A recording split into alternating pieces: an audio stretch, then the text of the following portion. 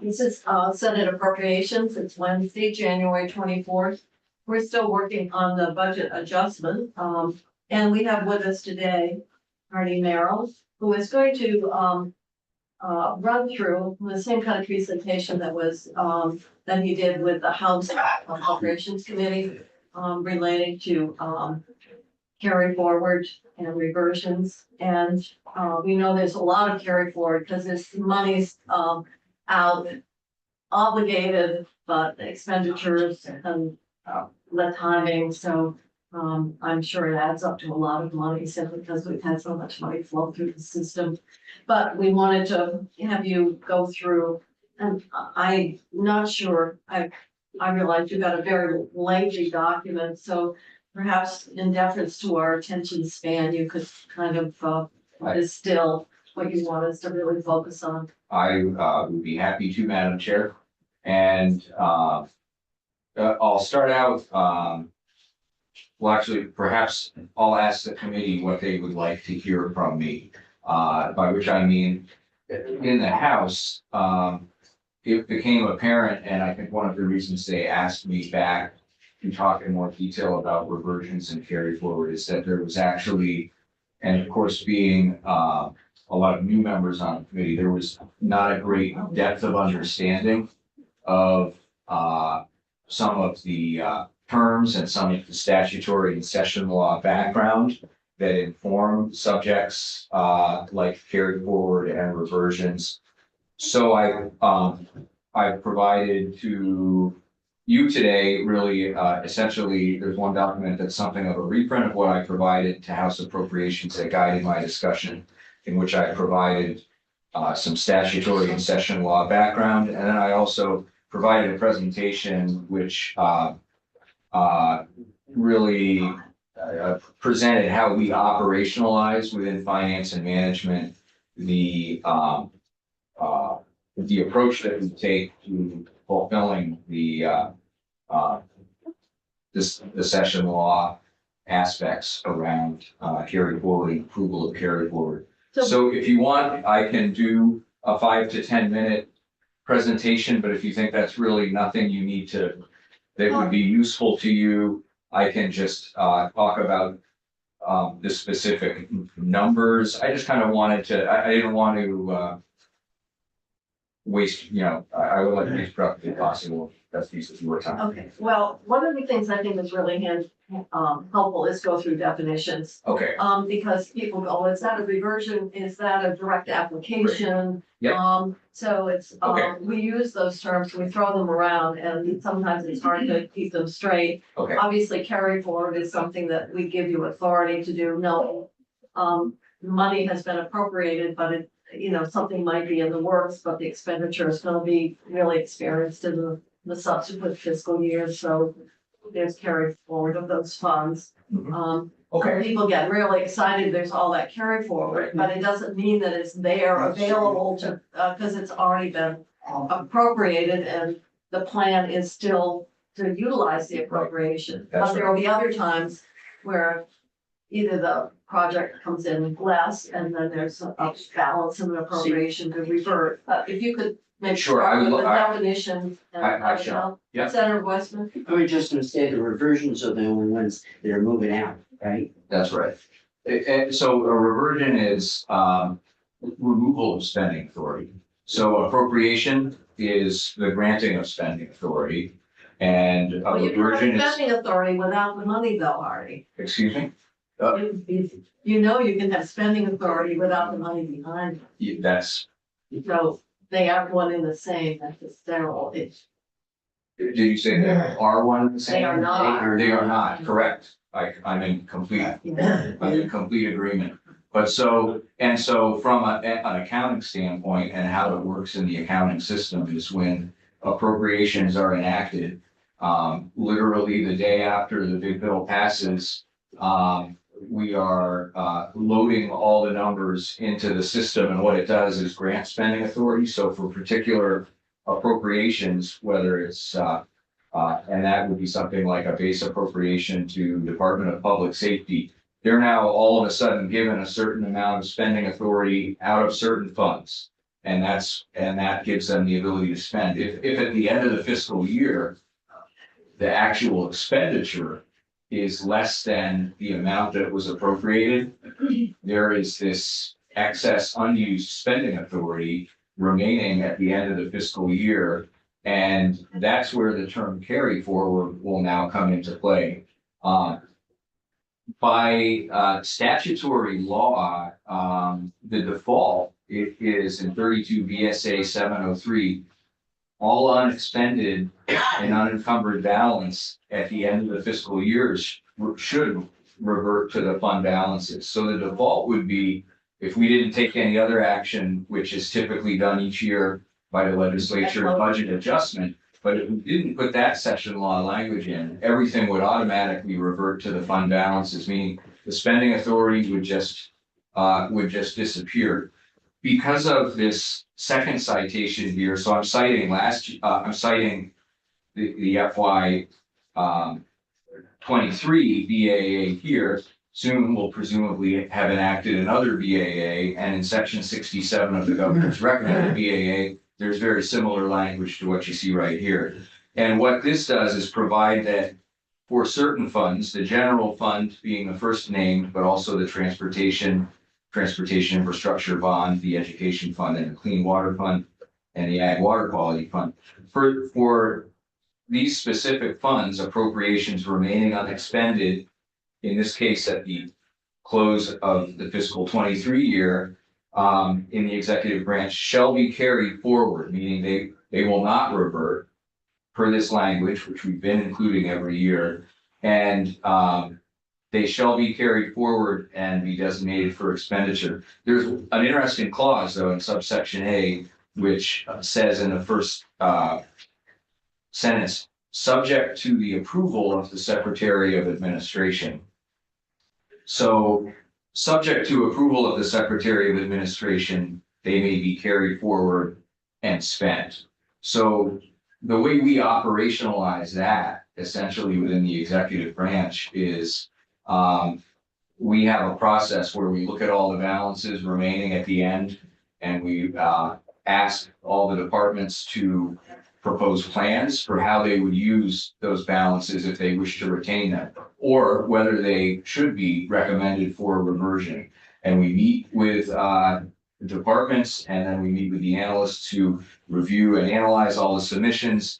And we come up with we start that process in August, and then it takes about a month. And by early September, we've made final decisions to recommend to the Secretary of Administration, here are the sums that we will recommend for reversion, and here are the sums that we have approved carry forward plans from departments, and we will at that point then authorize them to spend those funds. So we actually, in terms of the accounting controls, we sort of turn off the spending authority. It's still there and it carries forward per session law. But as of July 1, we turn it off so that departments can't just spend it until we have reviewed the plans and the proposed uses. And then once that's approved, and actually not by finance and management, but by the Secretary of Administration, who usually follows our recommendations. But at that point, we'll then turn the spending authority on in September, and then those departments can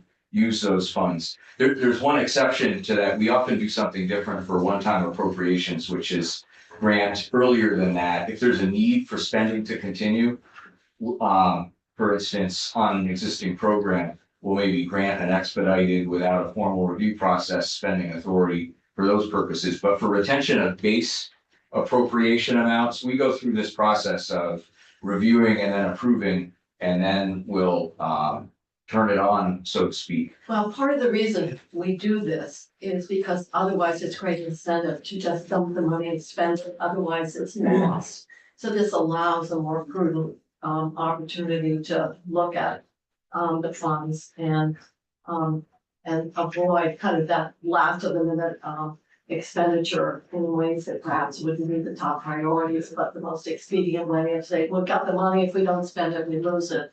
So, which is a natural response that administrators might have. So that's one of the other reasons that really should help produce more prudent decisions around available funds.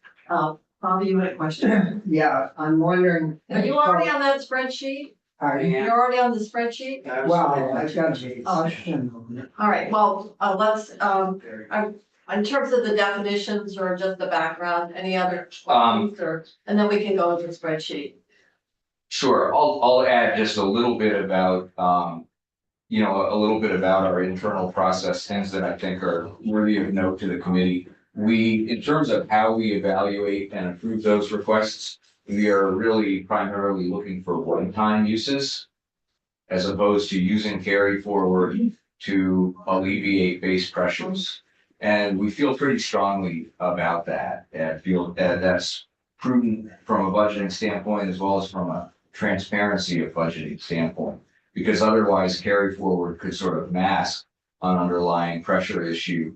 And we really feel if there's an issue where there's really like a base pressure that is being foreseen for the upcoming fiscal year after the close of the prior, our preference would be to actually propose excess sums for reversion and then have them reappropriated in the BAA. And you'll see a lot of that, for instance, within the Agency of Human Services. So it was a little, one of the challenges, I think, and one of the reasons House Appropriations wanted to talk to me is I think they would see things like reversions from something like general assistance or reach out, for instance. And there's sort of a reaction saying, oh, we're taking money away from reach out.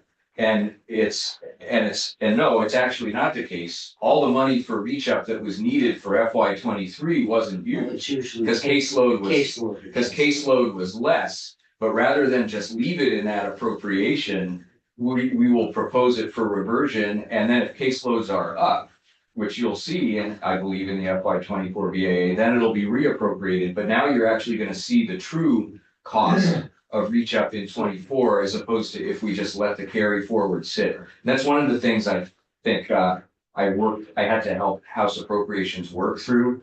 And in fact, you'll see, for instance, I think there was sticker shock in the House at the fact that something like 29 million was being reverted from AHS in our proposed budget recommendation.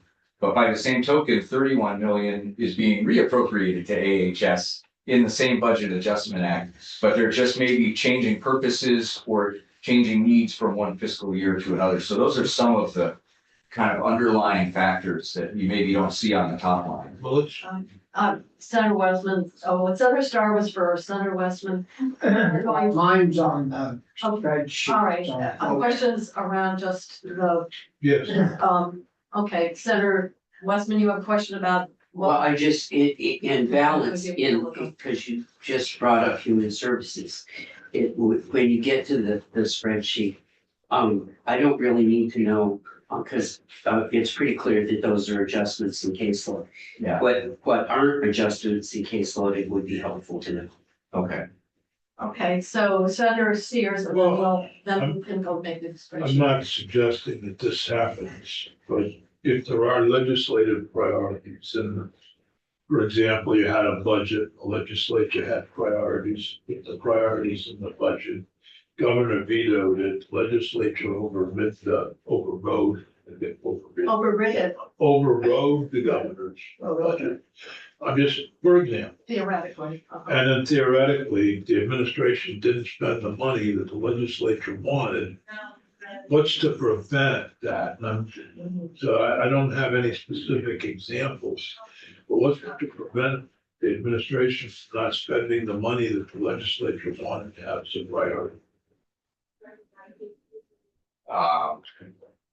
And then reverting it, Well, that's a good and question. the money's gone. Well, actually, the ultimate They can't revert without reversions can I know, but actually we're only not- be enacted by the legislature. We may not. So one of the things, well, one of the basic points of law that I think we should review before answering your question, which I'm not sure I can, but I can say we only have actually, according to the carry forward authority session law, it only grants us the it doesn't grant us the power to revert, I guess. It grants us the authority to carry forward and continue to spend, but reversion can only happen based on the enactment of the BAA by the legislature. So I guess it's theoretically possible to not spend, but it's not possible to not spend and use that money for something else. It's a separation of We can't powers. we can't transfer appropriations, and we can't, for instance, if there's a priority that's not the governor's priority, and we'd like to use the money for something else, we can't do that because we can't transfer from one appropriation to another. So the spending authority is going to remain in that appropriation until there's a subsequent act of the legislature or the emergency board is the only other way. Well, That there's an could happen. infamous case in US history. Theodore Roosevelt, who wanted to send his fleet across the Up to the Philippines? Philippines, and he sent them, and I'm saying, Congress, you can appropriate the money to bring them back or leave them there. Like Secretary of the Navy. Yeah. Yeah.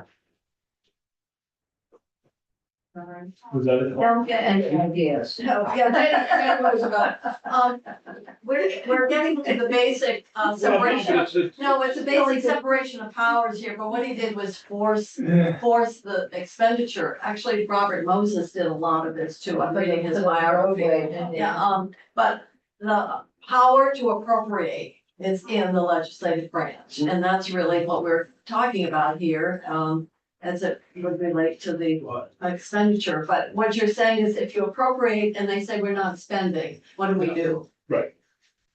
I don't know the answer to that. Let the third branch of government decide, I guess.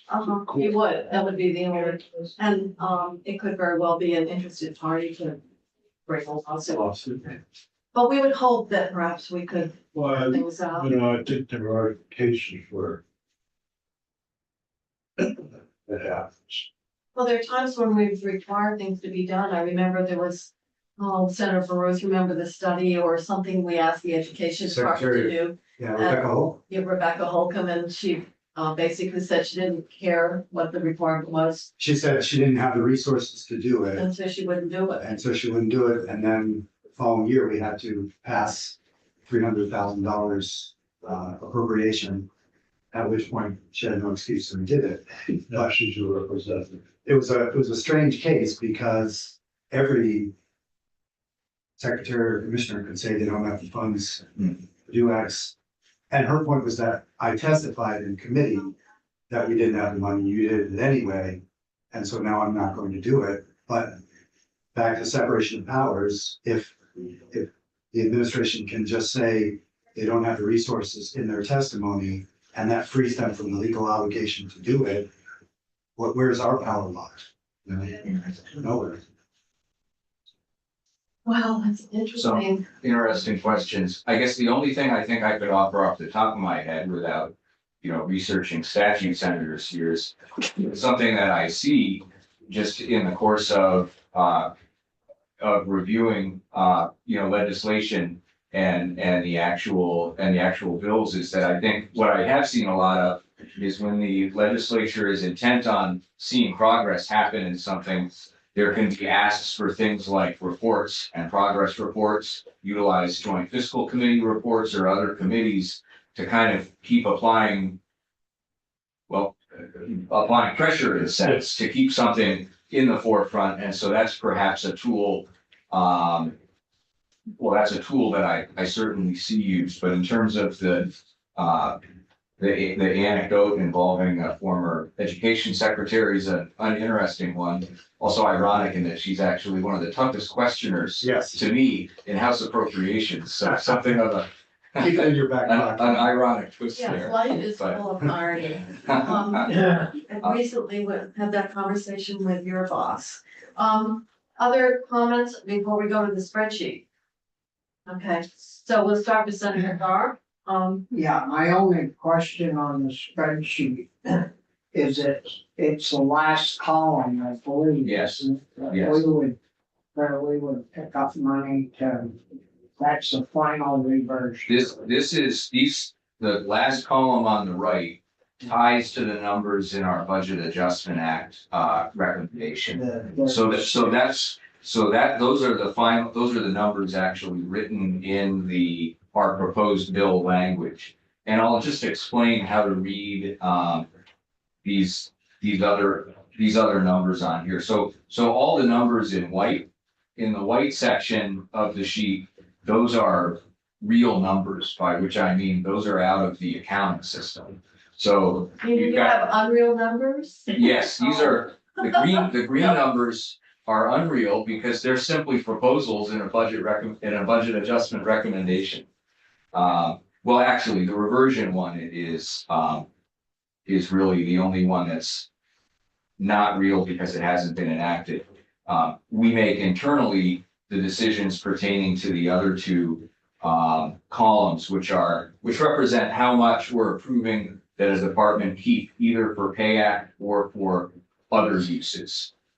One of the things I guess that I neglected to mention in my preamble is that in addition to is one of the criteria we strongly recommend and sometimes require departments to use carry forward for is their anticipated pay act need.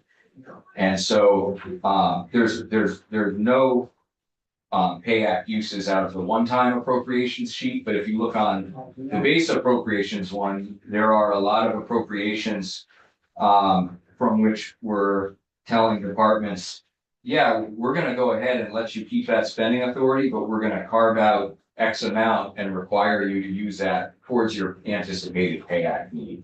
So that's one of the things we like to use carry forward for. And that's why it's got. The base carry forward though. Yes. That's an ongoing cost. Yes, that's right. So a little bit more about how to read these sheets. So the budget amount column represents the amount of spending authority at the start of the fiscal year.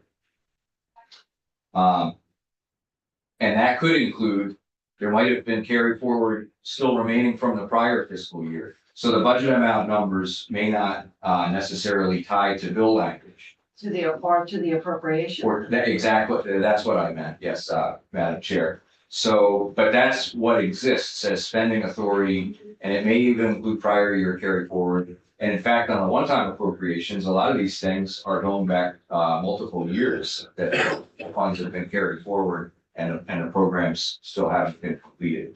Well, the first one is pretty obvious, the 53rd week and the 27th payroll. I did not carry forward.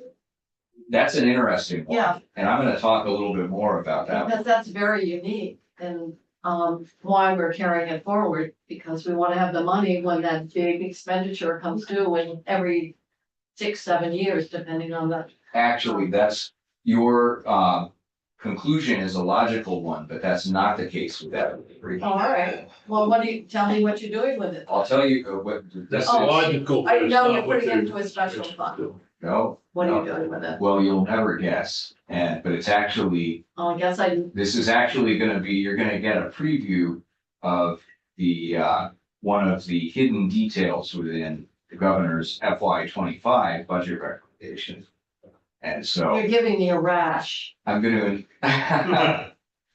Would you like me to explain this number now? Which Yeah. number are we talking? We're talking about the very first. The $8 million. Yeah, the 8 Okay. million, right at the very top of the one-time appropriations carry forward. Okay, It's a different sheet. And it's the So- 53rd, 27th. so in 2021 Act 74, which is the FY22 big bill, there was a large appropriation made to the Secretary of Administration. And so one of the components of that was to appropriate the funds out of the reserve for the 27th and 53rd periods that were going to occur in that You fiscal. know, maybe I better just remind, because some committee members might not be, but every 6 or 7 years, Medicaid has a 53rd payout. Right. And it's millions of dollars, their weekly payout. And the same is true with payroll for state employees. You have a 27th payroll. It made a real budget, horrible pressure to not just to pay it all at out of one budget year. So we created, a process by which we are paying in over that period of time, money into the fund so that it smooths out and puts the money there. It's been a long time, 53rd, I think it happened when, Mitzi was chair in the House. Yes, It was and, back- and this if fiscal year 22 was actually the first year we did a payout and utilized that mechanism. And it worked great, and we did in fact spend the amounts of this appropriation that were dedicated to the 53rd and 27th periods. There was another component of that appropriation that was tacked on, which was by the legislature, which was $14.4 million towards Vermont State Employee Retirement System, anticipated cost pressures related to changes, legislative changes in impacting the pension plan. And so out of that 14.4 million that was appropriated in FY 22, there is still remaining this $8 million sum that was not used. Mhm. I've got the committee in suspense and waiting to hear what's next. Now that saves, well, probably you've already collected. We have not, but I'll tell you what is Well, the then I'm intention. surprised. We've carried it forward for 2 years now, anticipating that having money set aside to fund retirement pressure is something that could come in handy, potentially. So that 8 million still remains appropriated for the purpose of funding retirement. If you look down a few more lines, there's another appropriation labeled AOA Transitional Retirement Contribution. In FY 23, the legislature graciously granted another $10 million to the Secretary of Administration to be used to offset retirement pressures related to retirement changes.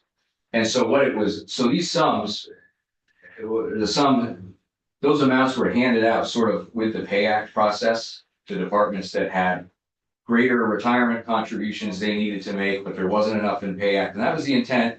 And we spent a lot of it that way. However, there's still 5.75 million remaining there. So there's over $13 million between those two appropriations. And what happened in the development of the FY 25 budget, which we very recently completed and delivered, was that you're aware of the requirement for us for the $12 million pension plus payment to be made. Now 15, isn't it? It will be 15, it's 12 this in FY 25. Moving up to. And then it will be moving up to 15. And so, You've got almost another million. that's The only thing correct. is, this is one time and those are ongoing payments until 2038. So you're correct. We were faced with a quandary. One of the factors being, we were directed, as you may recall, to fund the pension plus payments out of the percentage of payroll contributions that we charge out to all departments. And that we were directed to do that in FY 25 and every year thereafter. And we are in fact not doing that in FY 25. It's not built into that percentage of payroll contribution for a very good reason, which is that it's not permissible by federal regulations pertaining to the use of federal funds. There are some clear rules that state that any amounts above the ADAC, the actuarially determined employer contribution, So the supplemental can't be added in. so it couldn't be added in. And so we were faced with a couple of challenges. One, in developing the budget, one was that we simply weren't able to follow that directive. And so that's one of our language recommendations in the budget, is to make some language adjustments in that section. So we really overestimated, without looking, didn't know, I don't think Stephanie picked this up last year in terms of the money that we had appropriated when we got that bill years ago, maybe. One of them is from, one of them was enacted in, 2021 Act 74, and then the other was in 2022 Yeah. Act 185. Yeah, that's. So those have been, those sums have been there, and it's fortunate that they're still there because what we are proposing to do is to spend those funds on making the $12 million pension plus payment due in Well, FY over 1 25. year though. What's that? That's That's all. right. That's a challenge that I am glad is on the legislature's radar. But in fact, the way that was set up was the avoided debt service by putting that 200 million on toward paying down that amortized liability was generating savings. And so the whole intent was to redirect the lower cost there to be the funding source for this supplemental payment. So you've got savings one place, which you're using somewhere else in the budget, using this, but this is one time and those. This are is one ongoing. time. And that debt service savings was ongoing. So So you actually replace ongoing with one time. that case, Spend, that case can certainly be made. Yeah, Senator Starr. yeah. With all that money being carried forward. Yeah. Along with tons of other money. Yeah. Where is that invested in? And where does that investment money, where does that show Sure. up in our? So in terms of the specifics of the where and how, you'd have to invite the treasurer's office to provide the education there. What I can say is if you look at the monthly revenue reports, we have been realizing these I think bonus, that's all that ARPA money. these bonus amounts, and of course, the ARPA is a big piece of that. You'll also see though that there's a great deal of unspent general fund on the one-time appropriations list. This totals up to over $400,000. And those sums as well, Senator Starr, yes, they are invested and generate interest by the treasurer. That's the function of the treasurer. And they're actually included in our revenue estimates. Right. So we are building them right into our budget. So that is, yes, that is a great question, but that's how that works. And normally, it's a very minimal amount of income, but because of all the Yes, stuff. that kind of money. Well, no, we'd have to go back and look at do you remember what the revenue, how much money, in terms of the revenue forecast was attributed to the interest? Oh, maybe like 50 million. Something Yeah, like that. Yeah, like Huge. meaningful. Yeah. Very it's a meaningful. lot. Well, we built, but we're assuming it in the budget. Yeah.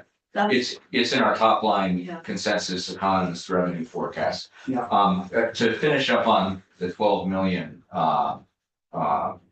discussion, so. Really in putting the budget together, it became clear, at least until the economists provided an upgrade last Thursday. There was no way to, put together a current services budget without cutting services or positions or both. And make fit the $12 million payment in, before any initiatives or anything.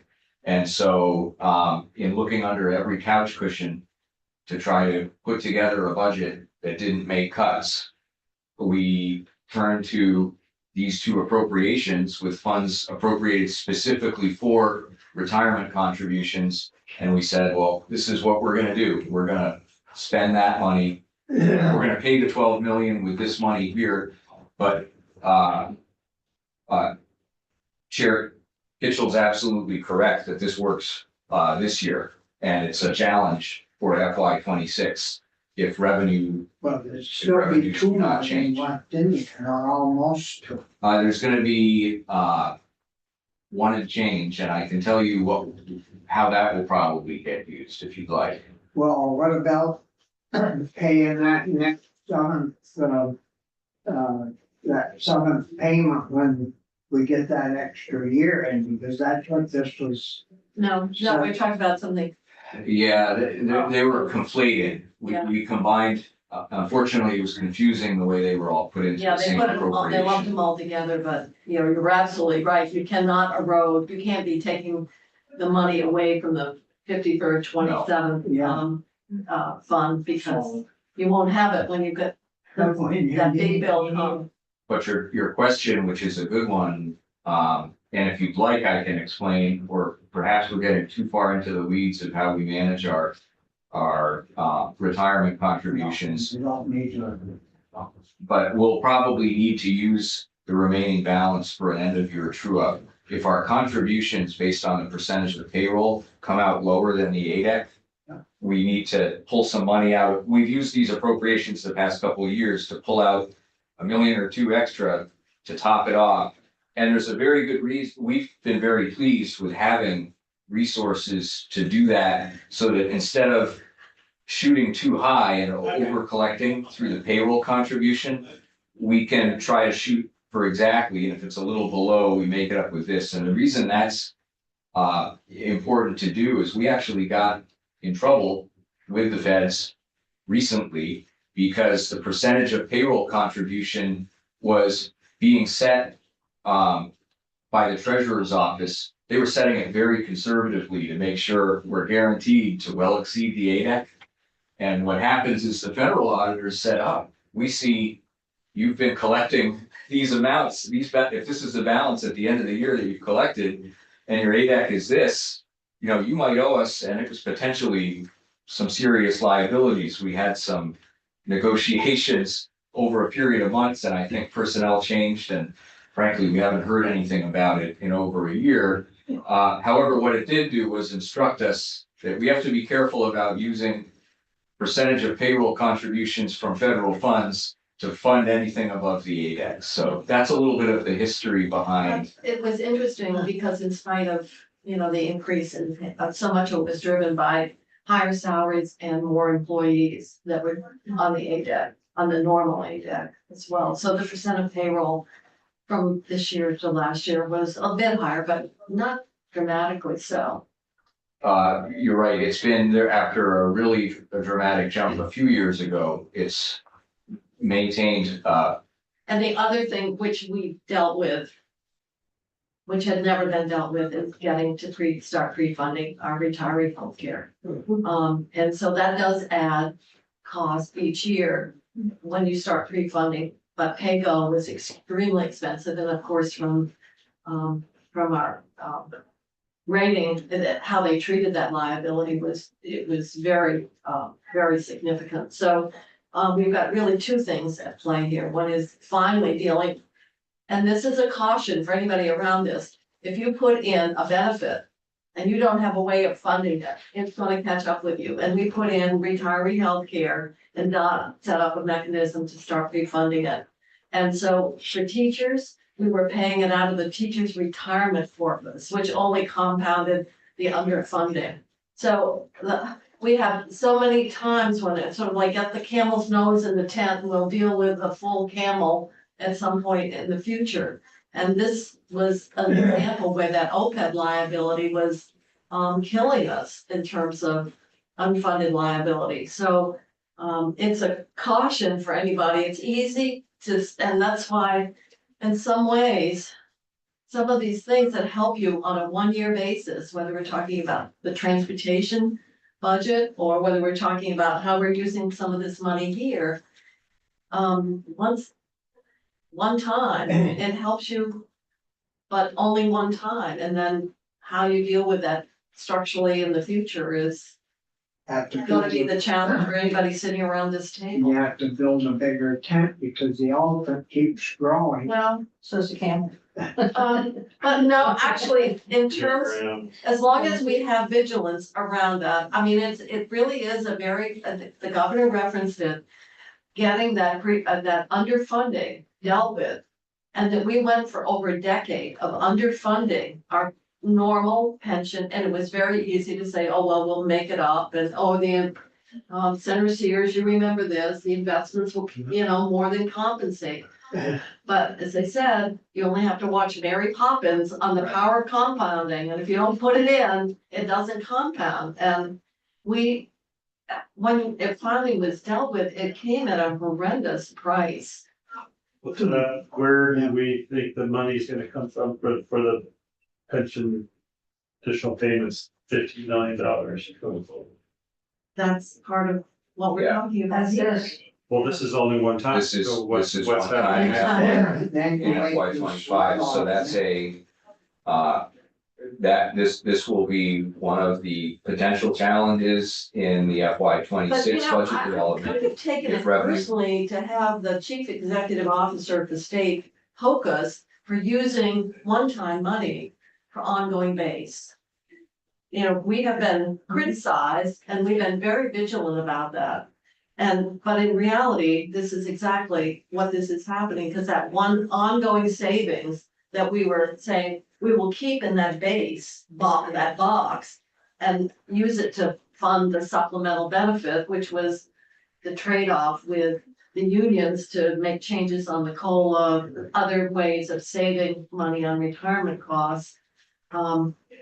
We've taken that ongoing savings and use it somewhere else in the budget, and we've got one-time money, and next year, So you just gotta find it in the general fund, you know, we're gonna have to. in do the, it. in the next, But whatever. 20. we can't get ourselves, we're using one-time money for an ongoing obligation. You can always use Yeah, the source of money is already being used for Is this something. somewhere We that, pretend like it doesn't exist, you baby. That was already done. Or, but do we do that every year? Oh, yes. Build up to that seventh year, like we put a little bit every year? yes, that's a reserve, and that's, it's actually not, it's, you'll see that on our, when we present the governor's recommended budget, Okay. soon. It stands out very clearly, the statutory reserves, the budget stabilization reserve and the 2753 are certainly part of the, are part of the plan. But there isn't, so there isn't a specific plan, like you said, like a funding source for those additional payments. We know, we promised to make them, but we're just assuming they're gonna come out of the general fund. They have to. They have to come out of- They have to. Right, Yeah. the general fund also, just that there's not any one funding source or specific plan for that. We're just take it 1 year at a time, binding. That's right, the same is gonna be true for the ADEC, the normal ADEC, which increases because, but we do have ourselves on a 3-year review cycle now, which is much better.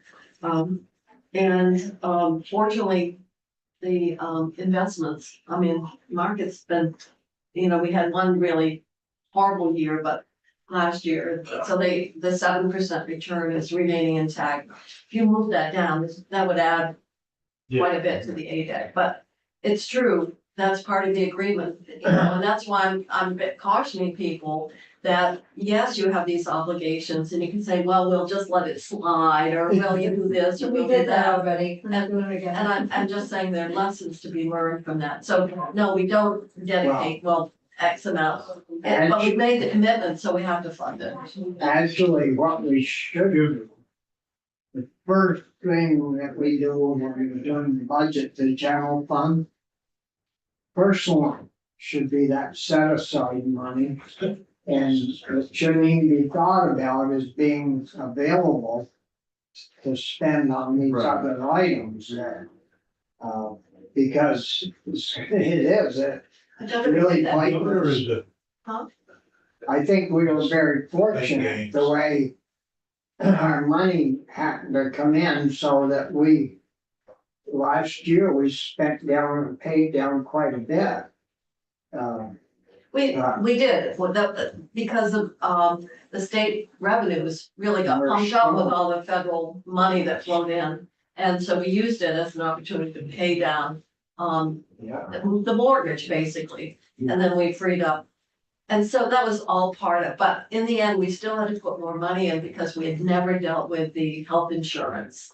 And so that, was dealt with as well. So you put the two together, pre-funding of the OPEB, and then payment of the normal ADEC, and then the supplemental. It's a very significant, but it's a contractual obligation, and you can say what you want, but, if you're around in 2038, as I said, we will have quite a bit of money freed up because we will have paid off the debt. How many million is that a year? Oh, between it all, oh boy, I've got the letters from the treasurer. Yeah. So it's for the teachers and, state employees. The underfunding for teachers is all paid for out of the general fund. Yes, We did change a few years ago where the normal retirement for teachers who are currently employed is part of the education fund. So, but that underfunded liability is still being, dealt with. and you'll see in the FY 25 budget recommendations, you'll see all those contributions being made for the teachers program in full. The only this state employee retirement system is the special case where, since we couldn't do the payroll contribution method, we're using this carry forward funding for it in FY 25. And again, as it's been articulated by a number of the members of the committee, in FY 26, there will need to be base funding for that obligation. So, Other questions or keep going? because I see we're nearing 3 o'clock, I think perhaps I'll just pick out some other things that I think are highlights that the committee should be aware of. As I'm gonna go to the one-time appropriations list. And Can I just ask before you do that? Sure. And as I look down through the human services pieces. in the base In appropriations. the or- base Yes. appropriations. Yep. Is mental health, because of caseload. That one causes me pause. If I look at stuff like, global commitment, I know that's caseload. But which one of the human services, reversions are not, because of caseload? So, to really understand, human services would really need to speak in detail to this information, which was as it was. I just want from a high level, because I can go back and I can Right. figure out the detail. Right, Which one of those are not base, are not, because of caseload? Because caseload, I understand the ups and downs and people coming in the door and that. Which ones are you Which looking one at? are you looking at? Are you looking at family services? I'm looking at the whole lot of them. Okay. So just tell me which ones are not based on caseload. I'm gonna actually, Yeah, so we're definitely proposing reversions of one-time appropriations to AHS in some large sums that are not related to caseload, and I can show you those appropriations on the one-time list. okay. On the base appropriations list, I don't believe I can answer your question definitively, although my, I believe they are primarily related to caseload.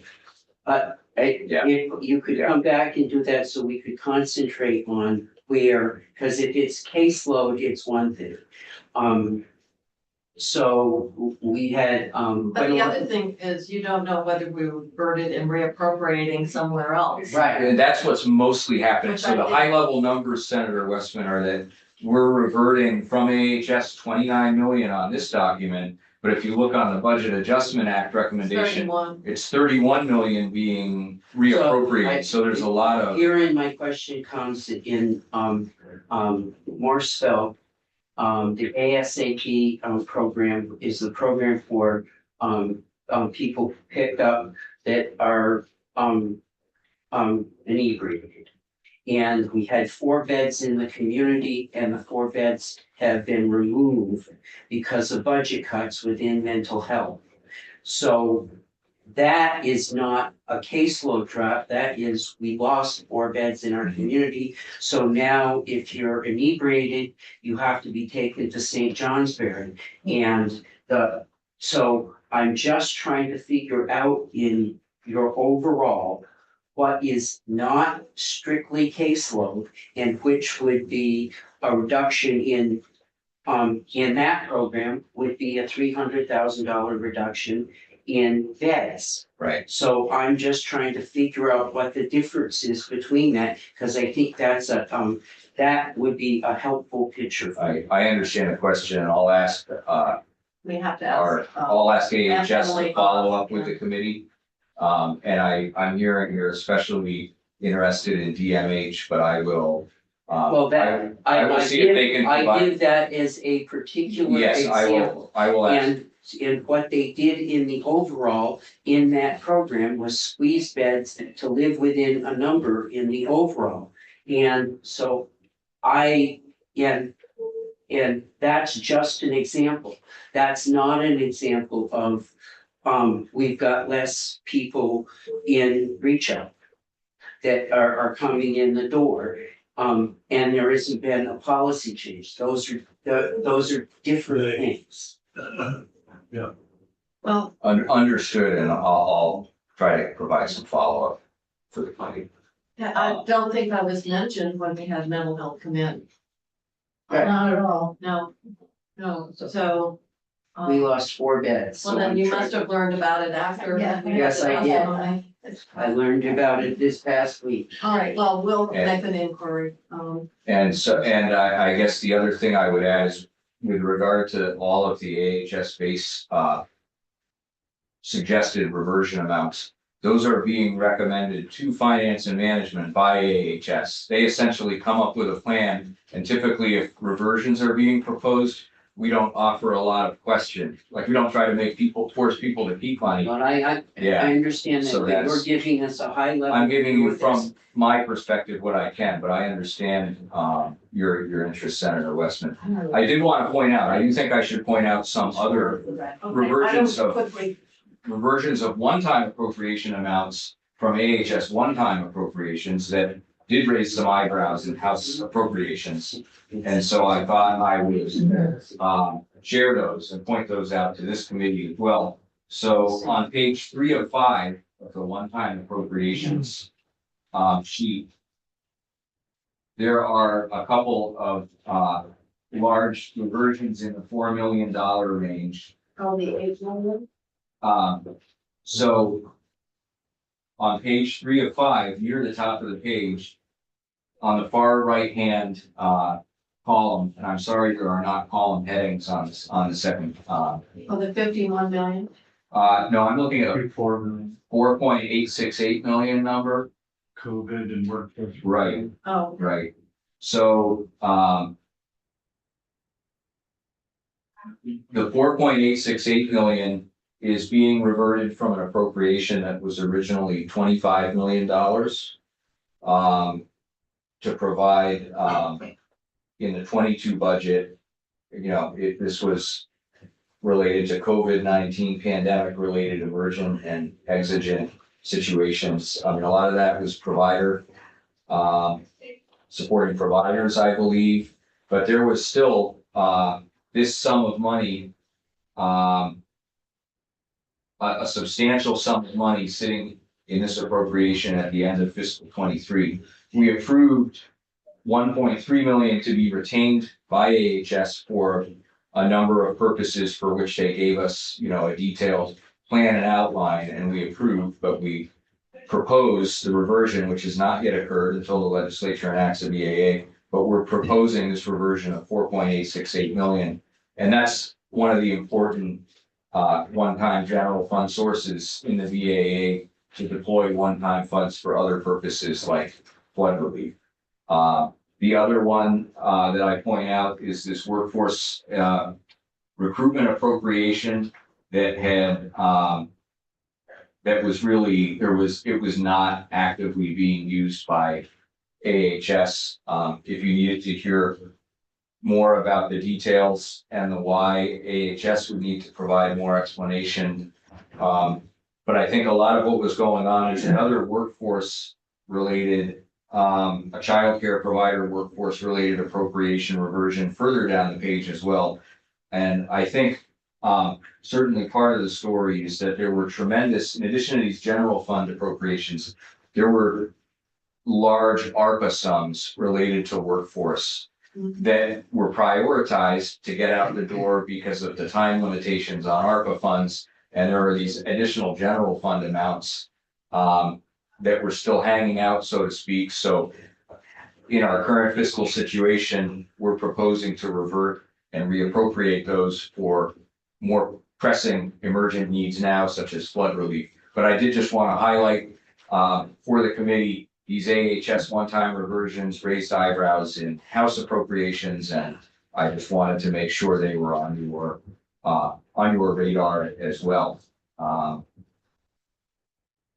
am going to, You have 3 o'clock. we're at 3 o'clock, so I'm going to wrap up and ask if there are any further questions I can answer right now. The second one you were just talking about, Yes. is that the 13th? So that I highlighted for you, Senator Starr, this one here, and then this one is also the large, those are the 3 large 3.9. AHS workforce related reversions being proposed. I don't know who to ask this question, or whom to ask the question, but you've mentioned that the workforce funds were being reappropriated for, emergency flooding response. And so going forward, we're gonna continue to see the need for emergency flooding response and maybe, and if the reappropriation happens, we're gonna continue to put in the back seat many of these programs that continue to be important. So is there a plan going forward around responding to emergencies and having some available resources for that response? Is anybody talking about You that? mean emergency response fund, separate from? Yeah, so I mean, here the workforce, very sensitive to the need for workforce in different areas, as we all are. But, and it's a significant need. So if that money is being reappropriated for flooding this year, what's gonna be next? You know, what one is gonna be reappropriated next year? It won't be because it's one-time money. I thought, This one, yeah, not this one, but it'll be something else. So, no, it's just that, you know, we establish some of these priorities up front because they are so critical, and then something else more important happens, but it's gonna continue to happen, just, Well, Like Jane I don't know was who answers that saying, question. yeah, we can dredge in the river helps so water don't No, we're flood not gonna do that. out. So I guess the answer is ultimately we do that because we are gonna have Yeah. shifting priorities, things will Sure. come up, and so we have to, budgets are gonna be somewhat responsive. Yeah. There's a lot of That's- moving pieces here, and the other thing that could impact, for example, on workforce is we've funded, and I don't know what the governor's budget, but we fund now that the CCV free tuition. So some of the things that we might have had to pay for under workforce programs, we may have created a more universal response. And we haven't, it's so hard because keeping it all Together. because we're, and collectively, what does that all look like? But you're absolutely right. Emergencies come in, sometimes The only thing I can tell caseloads you blow is out that and you have to move the money Meaning around. those funds, it's not being proposed for No, conversion. no, it's done. It's gonna be carried forward and they expect it to be able to. Yeah, So, and they've only spent, But Well, that's yeah, right. so that's a question for Just let me know. CCDS. yeah, State, did you notice the current hat was line? Well, Kern Hadden is asked to help. Apparently they've only spent 4,000 or so. But that was as of And it was- the close of fiscal 23, so that's June 30th. There may have been spending since I then. think they did. I think because They this talked is- to And they have a request Jennifer for some Coleman, additional money. yeah, about it. Yeah, I was surprised that it hadn't. all- Yeah, I think it was. But it made, this was June Yeah, thirtieth. It was confusion about about how to access the money. We had but then subsequently after that, we got a communication that they would like to have money in next fiscal year because they felt that they needed to St. Joseph and, turn that. But they had a whole fiscal year to spend it. I mean, that's just a question not for that in particular, but anyone in here, say it's still June, but that's the fiscal year. That's right. So then, so if they want to carry forward and spend anything after that, they have to give you permission. Yeah, yes. So if they had any other expenses after this, they would have kind of, Because you have to get permission to carry forward. or to spend it. So, And then, are we talking in general or that In general. specific? Yes, yes, so in general, it carries forward automatically. But yes, we have to sort of grant approval for the spending to take place. But the only things we didn't grant approval for the spending are the things that are marked in the reversion column. And we lock that off, anticipating or that we are going to request that these be reverted in BAA, but again, they're not ultimately reverted until the act is actually passed. So it's really, we're putting a hold on it, but the money's Yeah. still there. In the- The spending authority is still there until the BAA is passed. but the next step is they reverted it and they proposed how to reappropriate it. So if you didn't want to revert it, then you've got to address Yeah. the fact you don't have the funding for Appropriation. the Yeah. reappropriated purpose.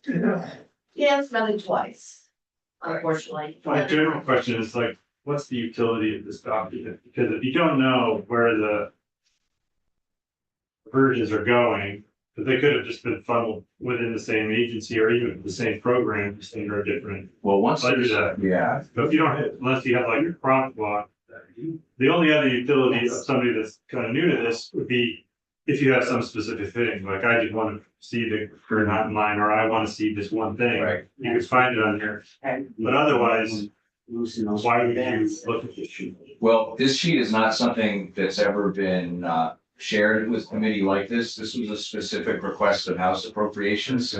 And so I said, okay, I'll show it to you and do a walkthrough and try to explain how we make, the decisions we make. And I guess what they saw was in just the language where you just see nothing but the reversions. They really wanted to dig in and understand more about what was going on. And I did not want to deprive you of the pleasure of the, They kind of wanted to check your work. This is kind of inside baseball. So you ask a good question, like what do I do?